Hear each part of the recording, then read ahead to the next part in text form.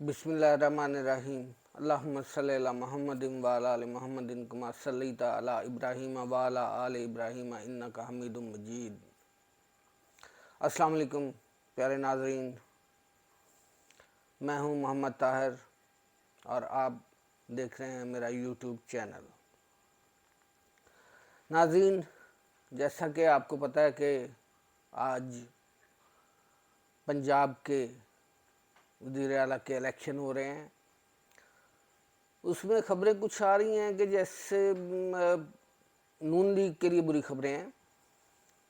एक तो ये कि उज़्मा कादरी, ज़ईम कादरी जो नून लीग के थे, उनकी मिसेज़ हैं, वो MP हैं, तो उनको कोरोना हो गया और उन्होंने अपने आप को क्वारंटीन कर लिया है और वो अब वोट नहीं कास्ट कर सकती अपना नून लीग के लिए। और दूसरी बात ये कि कई सोर्सेज से सुनने को मिल रहा है कि 8 बंदे जो हैं वो रिज़ाइन करने के लिए तैयार हैं नून लीग से, और कहीं से इत्तलाएँ मिल रही हैं कि 2 बंदे जो हैं वो इनके टच में नहीं हैं, यानी कि आउट ऑफ रेंज हैं, आउट ऑफ रीच हैं।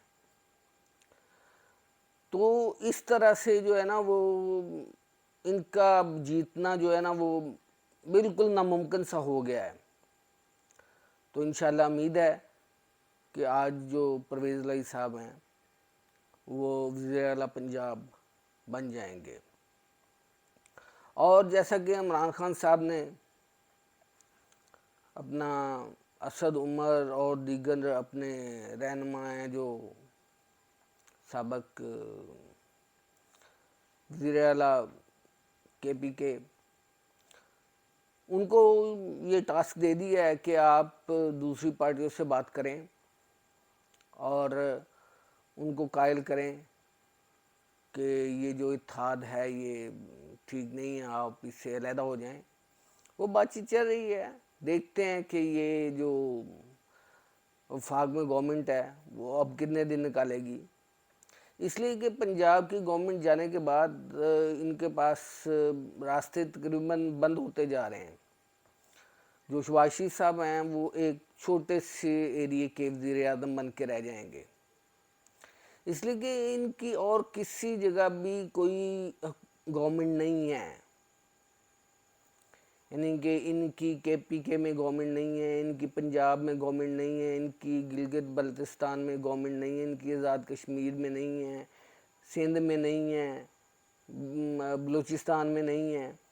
तो बात ये है कि तो फिर ये वज़ीर आज़म कहाँ के हैं? सिर्फ छोटे जे एरिए के, इस्लामाबाद के छोटे से एरिए के। तो अब मेरा ख्याल है कि इनको खुद ही शर्म करनी चाहिए, लेकिन आपको पता है कि ये बेशर्म लोग हैं, इनको शर्म वरम कुछ नहीं आनी। जैसे इलेक्शन कमिश्नर ने जो किया है कि वो जो हल्का पिंडी वाला हल्का है उसमें जो है ना वो गिनती करवाने से इनकार कर दिया है। और ये तो हम सबको पता ही है कि वो जो इलेक्शन कमिश्नर हैं वो नून लीग और PP के B टीम है। जैसा उन्होंने सिंध में किया है, मैंने अपनी पिछली वीडियो में बताया कि सिंध में उन्होंने इलेक्शन मुलतवी कर दी हैं। ऐसा पाकिस्तान की तारीख में कभी नहीं हुआ कि 2 दिन पहले जो है ना वो इलेक्शन मुलतवी कर दिया जाए बिला किसी वजह से जवाज़ के।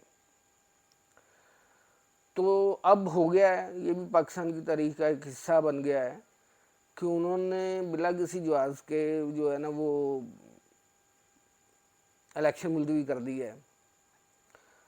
तो वो मुसलसल जो है वो हमें बता रहे हैं कि हम जो है वो B टीम हैं, हम B टीम हैं, हम B टीम हैं नून लीग और PP की। तो मैं अपने हर व्लॉग में जैसे कहता हूँ कि हमें चाहिए कि हम ये डिमांड करें कि उनको रिज़ाइन कर देना चाहिए।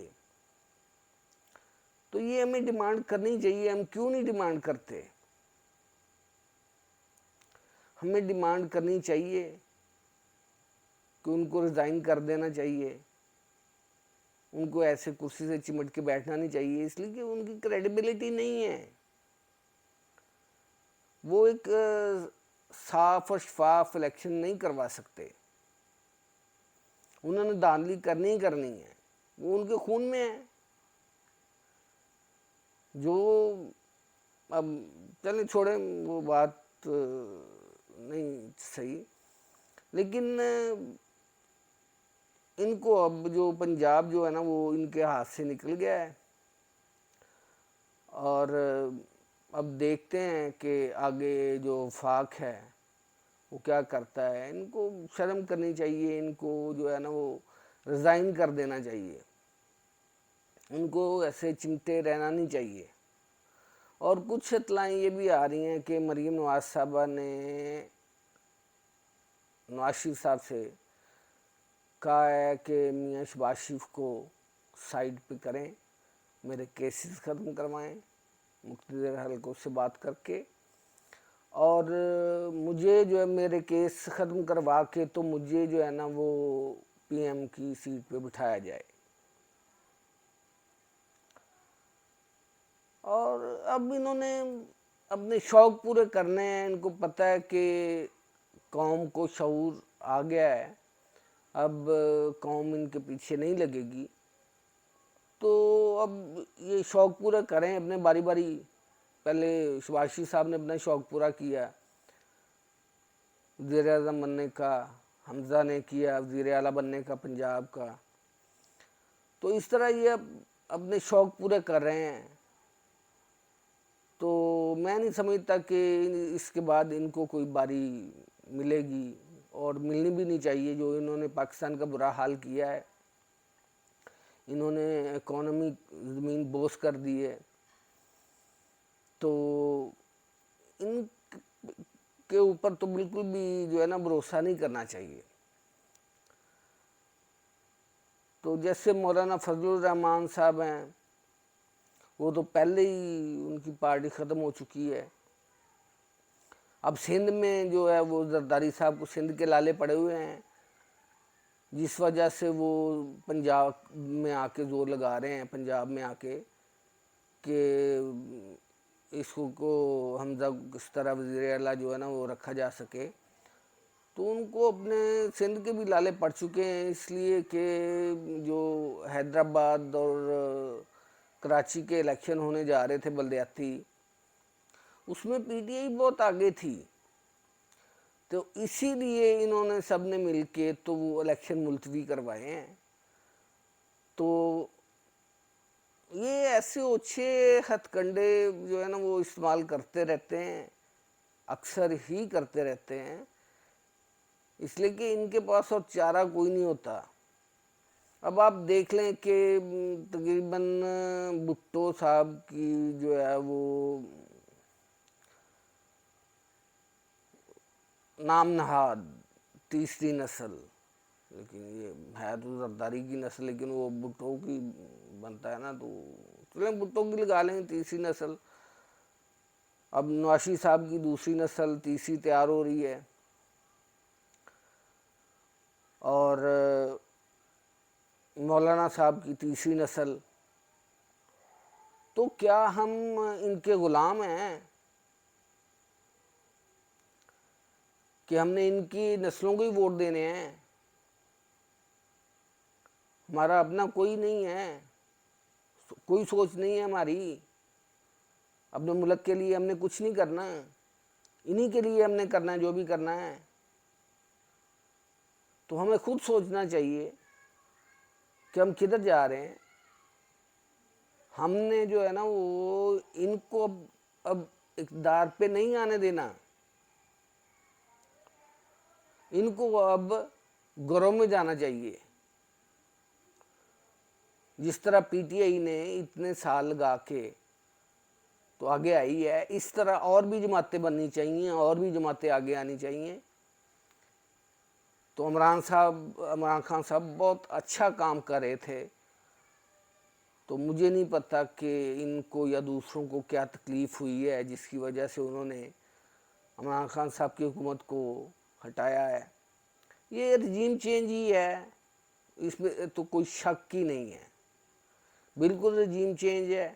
امریکہ کی سازش ہے اس میں, جو کہ امریکی مان بھی چکے ہیں.